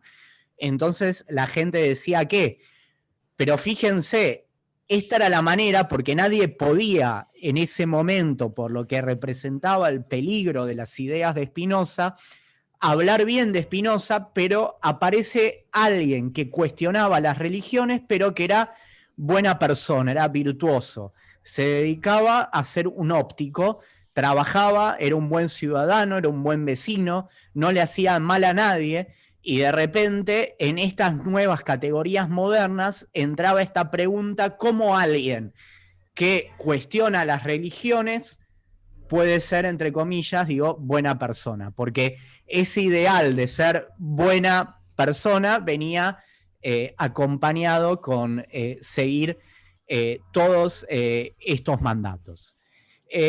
También quiero con esto responder, antes decía David con W sobre el tema de los textos, ¿sí? Otra curiosidad, y desde ya que estoy tratando de resumir, seleccionar algunas cosas para quienes saben mucho de Spinoza, o quienes saben nunca leyeron de Spinoza, ¿sí?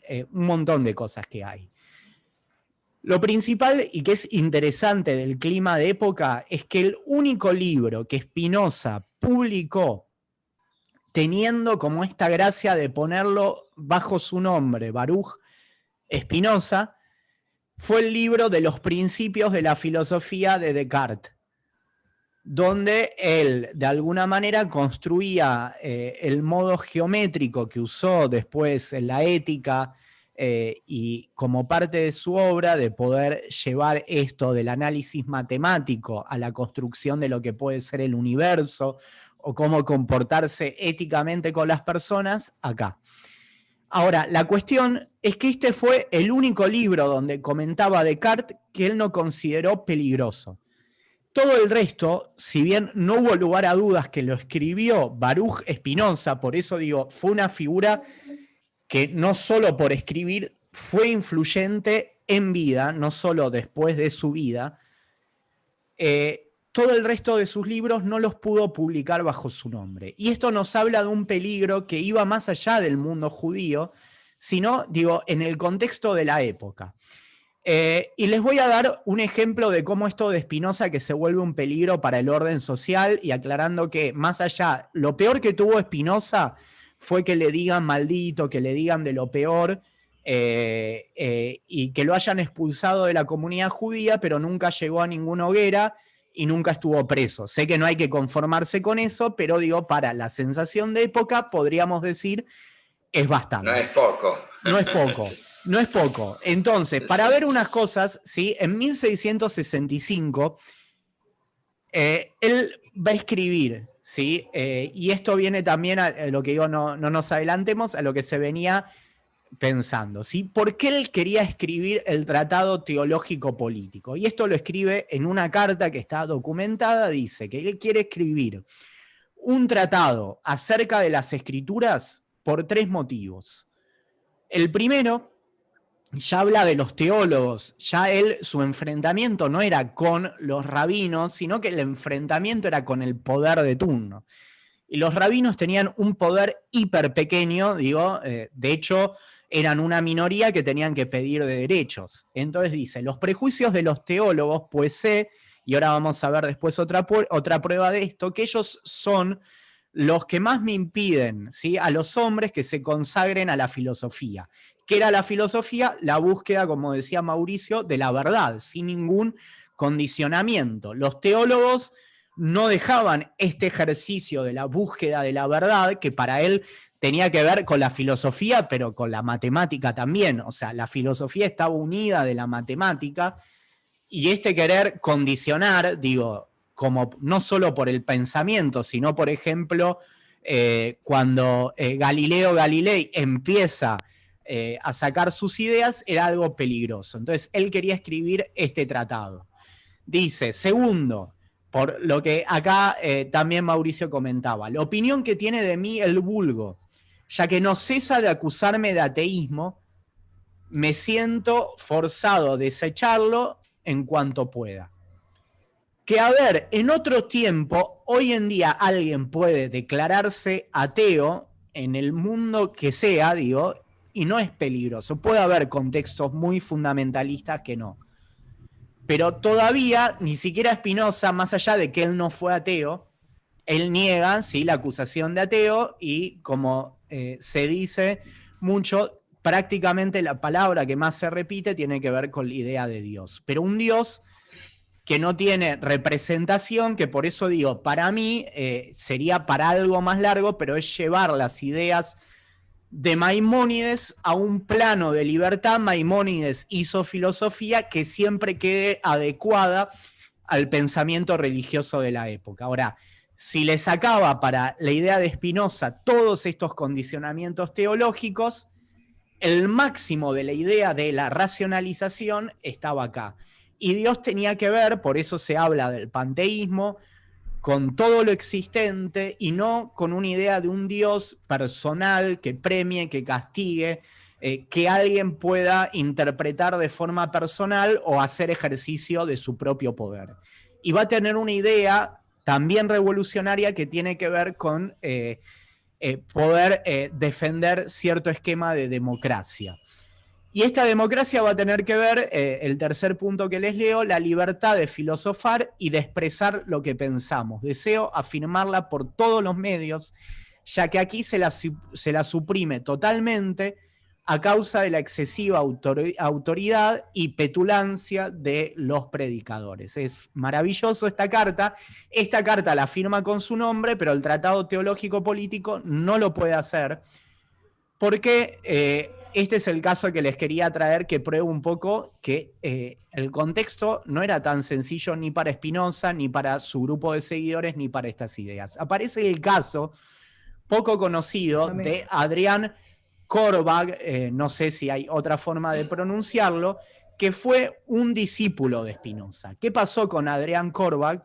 Fue acusado de ateísmo, como lo acusaron y se lo dijeron de todas las formas a Spinoza, y sospechado de haber recibido, ¿sí?, las ideas y la colaboración de Spinoza. Si alguno después quiere buscar, está documentado que este discípulo escribió textos donde cuestionaba estas ideas que Spinoza quería hacer en el Tratado Teológico Político, y cuando lo interrogan le dicen, estas ideas las tuviste de Spinoza o de otra persona, no, las tuve yo solo.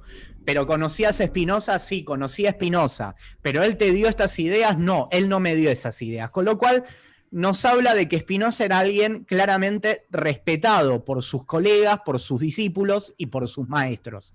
Porque si no, en este tipo de interrogaciones que no debían ser muy pacíficas, era muy fácil decir lo que el otro quiere escuchar. Ahora, ¿qué pasa? Korbach iba a publicar su libro y en realidad la historia es que la misma editorial lo traiciona y dice lo que va a publicar, lo denuncian, es condenado a pagar una multa y tiene que cumplir 10 años de prisión y 10 años de exilio. Está en una prisión en Ámsterdam en las peores condiciones en las cuales termina muriendo. Es decir, que uno de sus propios discípulos, por publicar este tipo de ideas con su nombre, es apresado. Con lo cual, la única obra, ¿sí? Vuelvo un segundo atrás, que Spinoza se anima a publicar bajo su nombre era la menos peligrosa, que eran los comentarios de Descartes. Todo el resto de sus obras son publicadas de forma anónima. Numerosas veces le quieren suspender las editoriales y de la misma manera que algo se quiere prohibir, llama más y más y más y más la atención y más gente quiere leerlo a Spinoza. El caso, por ejemplo, de Leibniz, que está documentado que se reúne con Spinoza y él escribe cartas, es como que se dice, sí, me reuní con Spinoza, escuché sus ideas, claramente no lo puedo compartir. Imagínense, no era la dictadura, pero la situación era complicada. Eran pocos los que se podían atrever públicamente a hablar bien de Spinoza. La universidad en Alemania, que le ofrece tener una cátedra de filosofía, él la rechaza en una carta diciendo, la rechazo porque sé que seguramente no voy a tener la libertad necesaria para transmitir mis ideas como yo siento que es lo que se necesita en la filosofía. Y la universidad no es que le retruca esta carta diciéndole, vení que te vamos a garantizar toda la libertad de pensamiento que vos buscás. Con lo cual, él estaba en lo correcto y en diferentes ocasiones, diferentes autoridades de la época tratan de reunirse con él y él sabía como que lo iban a buscar a ver con qué tanta firmeza él decía o no las ideas. Recordemos que ya el Tratado Teológico Político se decía que era de esta persona que fue judío, que no era más judío, que fue expulsado, pero Spinoza no lo podía reconocer, ya viendo lo mismo que le había pasado a su propio discípulo.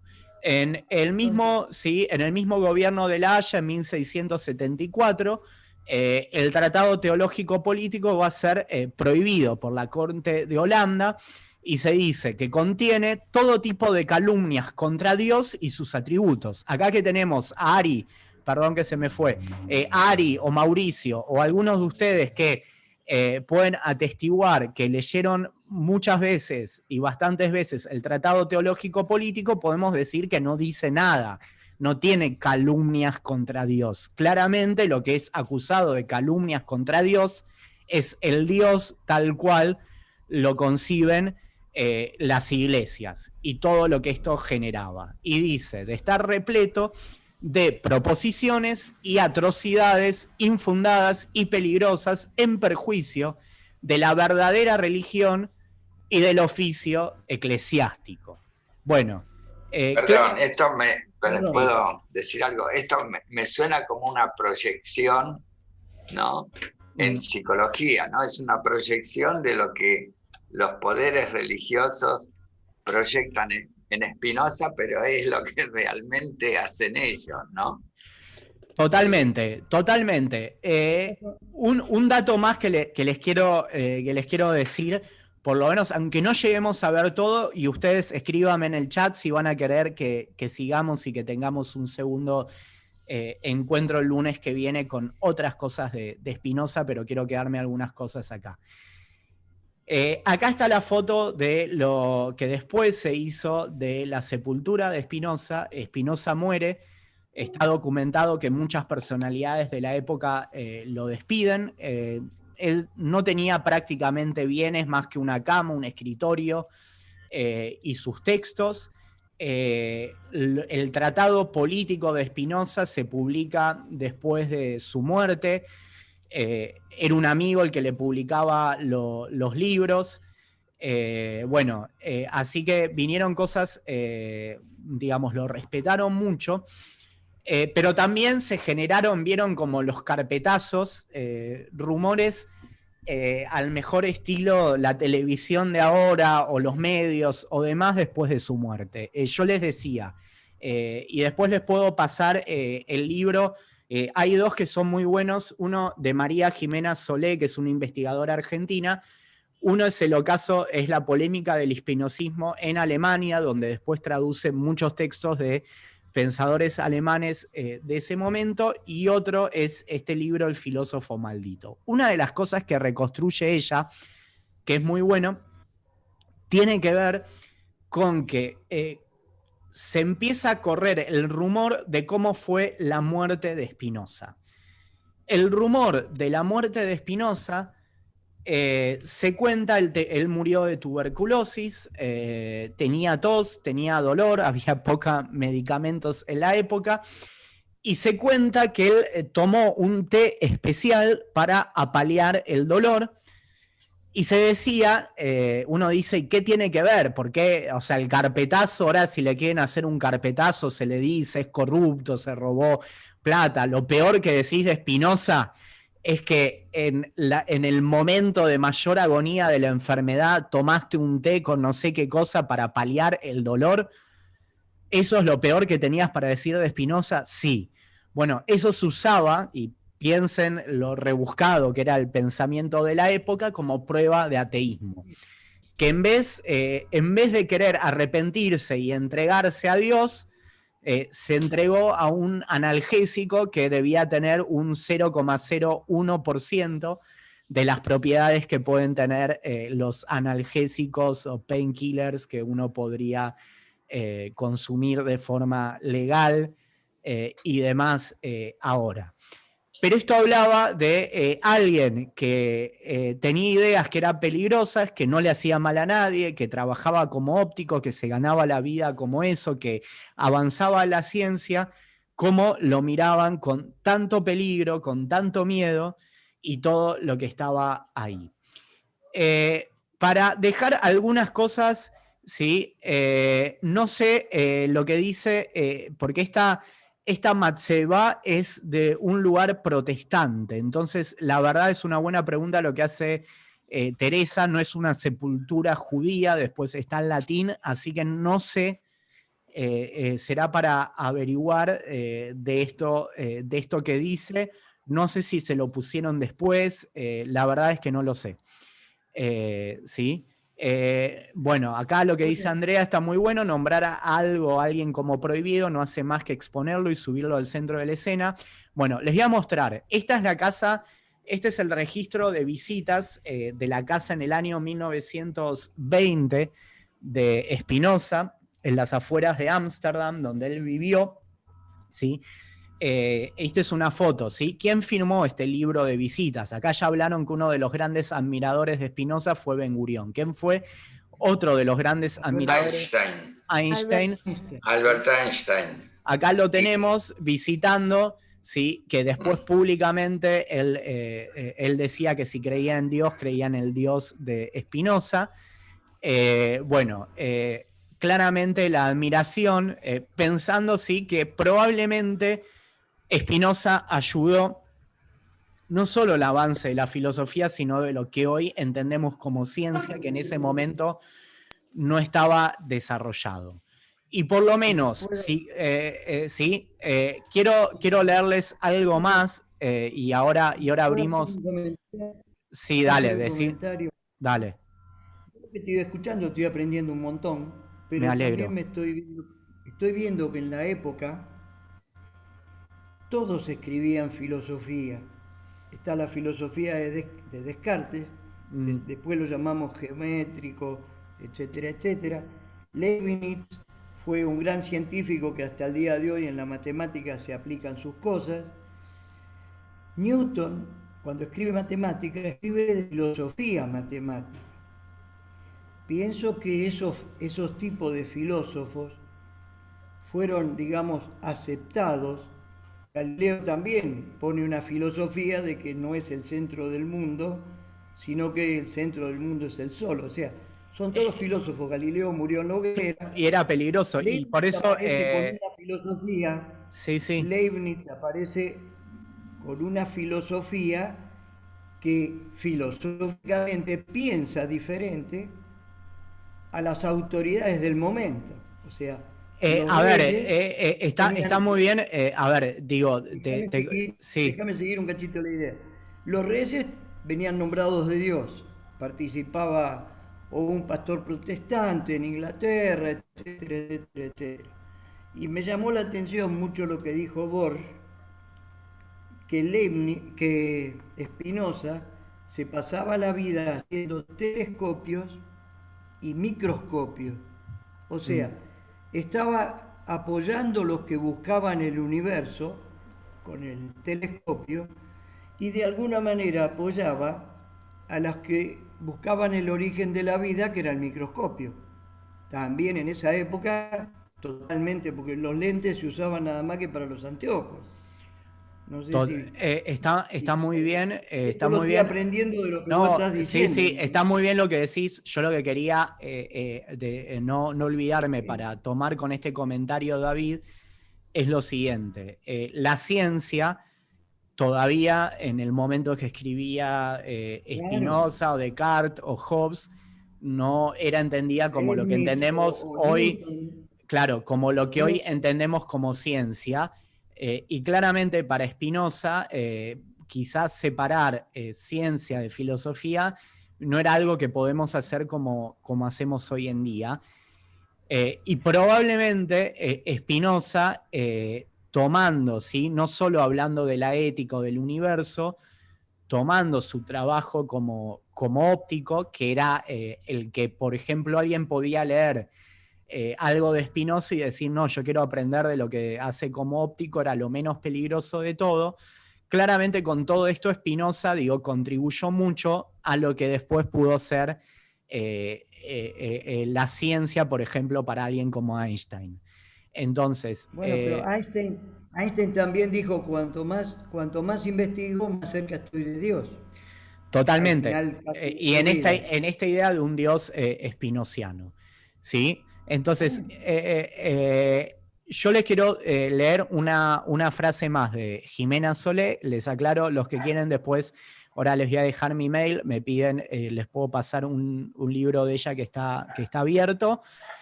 Y hay otro libro que se puede comprar, están acá por Mercado Libre y demás, que es El ocaso de la ilustración, la polémica del espinozismo. Y otro libro en inglés, que es este que les dije, de Rebecca Goldstein, Deconstruyendo Spinoza, más un montón de cosas que se podría leer, pero solo para decir algunas. Pero les leo esta frase que por lo menos a mí me sigue pareciendo increíble, ¿sí? Y recordemos que su nombre es Baruch Benedictus Bento Bendito. Spinoza pasa a la posteridad como el filósofo maldito, como el peor de los ateos, maldito por la comunidad judía y maldito por los cristianos de Holanda. Ateo por no pertenecer a ninguna religión, por negar que las sagradas escrituras fueran producto de la inspiración divina, por afirmar que la revelación no es una vía para acceder a la suprema verdad. Para él, la manera de acceder a la verdad era por la razón, por postular la igualdad de todas las religiones y la necesidad de la tolerancia, por afirmar que Dios y el mundo son una y las mismas cosas, por someter a Dios a la necesidad y negarle de ese modo la libertad de realizar milagros, por descreer de los premios y castigos divinos, por afirmar que el modo de conocer la esencia divina es la investigación científica de la naturaleza. Así pues, si bien las causas que justifican la acusación de ateísmo son muchas y muy diferentes, todos sus acusadores Sin embargo, son conscientes de dos cosas. Por un lado, que el ateísmo de Spinoza se fundamenta en una doctrina filosófica que reivindica la razón como instrumento infalible en la investigación de la verdad, y por el otro, que los resultados prácticos de este sistema implican un peligro para el orden político, moral y religioso fundado sobre la existencia de un Dios teísta. Bueno, maldito por todas estas cosas que venimos hablando, por todo este peligro que genera, sobre todo para una cisma de poder que no sea solo el eclesiástico, sino el propio poder político que se justifica en que está dado por una autoridad divina. Todo esto que hackea de alguna manera el pensamiento de Spinoza lo vuelve maldito. A mí lo que me gustaría que nos quedemos para seguir el lunes que viene es por lo menos poder hablar de el impacto que tuvo y la polémica que se dio con algunas ideas de Spinoza y algunas historias muy interesantes en todo lo que fue casi el gran debate iluminista, donde estaba el sector de Kant, de Mendelssohn, de Lessing. Acá citaba también Mauricio Aguet y otros. Y también un poquito por qué, que podamos indagar, bueno, por qué el sionismo tuvo tanta admiración en alguien como Spinoza. Que son cosas que llevarían casi otra hora al menos por hablar. Creo que ya 2 horas es tiempo suficiente, espero no haberlos quemado mucho. No, está bien. ¿Puedo agregar una cosita nomás? Dale, para no omitir personalidades que tomaron de Spinoza mucho los principales conceptos y no lo mencionaron. Entre ellos, el doctor Sigmund Freud, toda la teoría de la libido la tomó del capítulo de Spinoza que él dedica a los afectos. Y también quien era un lector asiduo de Spinoza, que era Marx, tomó muchísimas cosas de Spinoza, especialmente su tratado teológico-político, totalmente. Para escribir el Capital. Aclaro para nunca decir, lo publicó. Sí. O sea, Claro. nunca lo mencionó Spinoza. A ver, vamos, aclaro, Perdón, sí. Y los revolucionarios de la Revolución Francesa, empezando por Rousseau y los demás, también tomaron todas las ideas de Spinoza, que fueron los principios que guiaron a los revolucionarios franceses, ¿no? Así Desde que ya, eso es innegable todo lo que Spinoza a ver, sí. La idea es, la semana que viene, como me pareció que por lo menos de lo que yo tengo para aportar, porque habrían un montón de cosas, vamos a hacer un próximo encuentro sobre Spinoza. Los que tienen el mismo link, después igual lo vamos a difundir. Después seguramente tengamos un parate y en esto de historias fascinantes, la idea es hacer un segundo ciclo y que Freud y otros debates, ¿no?, que tengan que ver específicamente con esto, lo estemos abordando. El lunes próximo es feriado. Bueno, después, bueno, probablemente si lo podamos hacer el lunes feriado. Si ustedes todos están anotados, les volvemos a escribir. Gracias a ustedes. Yo lo que digo, bueno, nada, si alguno de los que no habló quiere compartir algo, más que bienvenido, bienvenida. Esto aclarar es tratar de aportar desde alguien que me genera mucha admiración como es Spinoza y por lo menos investigaciones que considero bastante serias al respecto, obviamente de gente que se dedicó especialmente a investigar sobre Spinoza.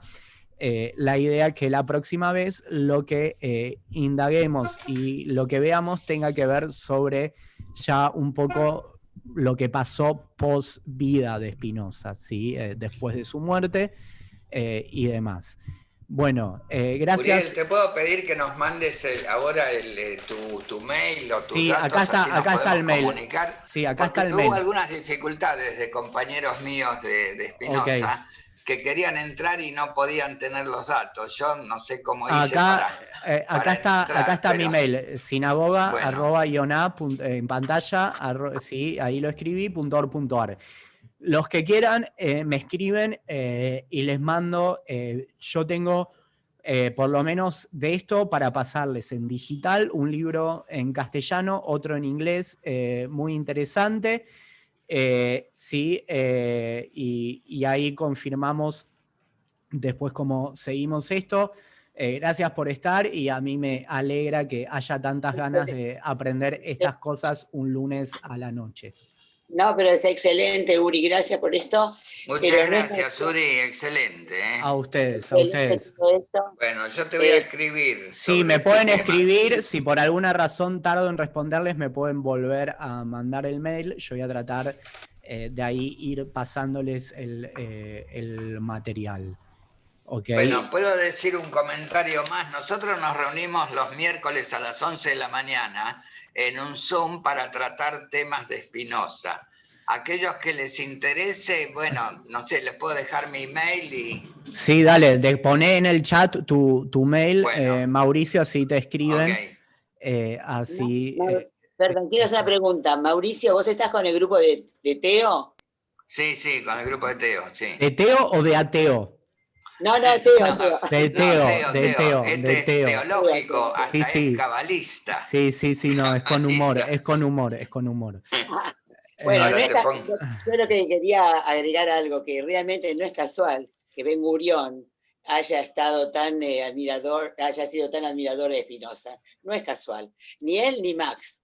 O sea, se basa muchísimo en todo esto. Bueno, totalmente. Lo de Ben Gurión, si querés, déjalo para el próximo encuentro.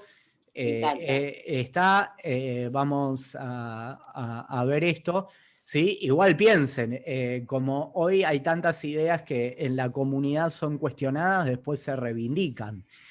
Hoy tenemos a Philip Roth como uno de los grandes escritores y las barbaridades que se dijo acerca de él y las barbaridades que leímos que se dijo acerca de Spinoza. Así que digo, a veces cuando hay pensamientos nuevos y se les tiene miedo y se cuestionan, bueno, pensemos que en algún momento probablemente nosotros vamos a valorar, o no nosotros, sino nuestros nietos o bisnietos, o no sé cómo se dirá, por ahí también lo van a valorar.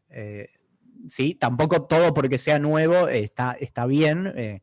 Acá estamos intentando tener este espíritu crítico y poder también ver, bueno, que como todo lo lindo que tuvo el mundo judío, bueno, también de estos conflictos se crece y salen buenas ideas. Discúlpame, Uriel, vos sos rabino,